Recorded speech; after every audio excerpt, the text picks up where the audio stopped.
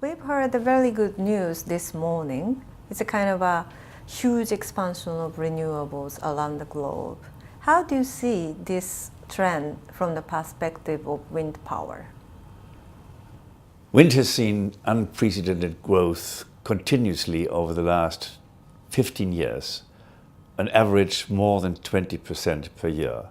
And last year we've seen new installations of more than 63,000 megawatts.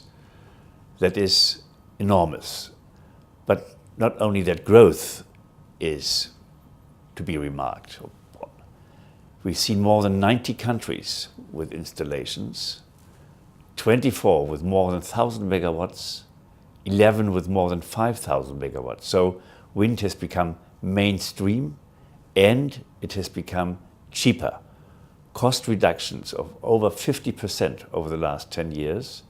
And we now see in places like Morocco, 3 cents per kilowatt hour in a large auction was just established a month ago. So cheaper, more diversified and continuously growing. That is the way the wind shows the world of renewables. Thank you. So how do you see, what's the driver behind this trend? There are basically two drivers. One set of markets is environmentally driven, fighting, combating climate change, as from the COP21 in Paris last year, and wind plays an essential part. The second driver is energy poverty. Wind can bring a solution and can get electricity to those 1 billion people who don't have access to electricity. And electricity is the key energy of the 21st century. There is no communication without electrification. So the global world is asking for more electricity installations, and renewables can find a solution to that. So how we can introduce such kind of drivers? It's a kind of a policy framework or technology innovation? What do you think? It is both. I think the key driver is that you have a fair marketplace, well regulated. Access to the grid must be guaranteed for an independent power producer, and an independent power producer might have access to long-term power purchase agreements, either by a feed-in tariff or either by long-term contracts with a special bonus for environmentally friendly generated electricity. And the physical grid has to be there to allow for that access. And the grid has to be modernized, because in the old world we were looking for large power producers. Now we're looking for a decentralized and decarbonized world.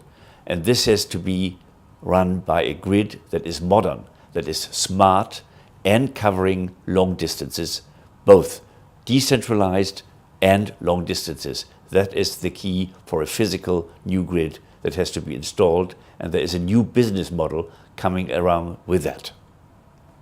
Thank you. So we come to the final question. If you have any recommendation for Japan, that please give us. Japan is a country with a long tradition of high technology. Japan can give the world, in terms of energy efficiency and renewable energy technology, a lot. But you need to establish a home market. And there is only a home market when Japan goes through with market reform, with legal and economic unbundling, a fair access to the grid, and a level playing field for all the independent power producers of the future. The days of old monopolies are over globally. This is not the future. The future is diversity. The future is open markets, competition, bringing down prices and costs and stability for the entire network. Yes, future is renewable. The future is renewable. Yeah, thank you very much.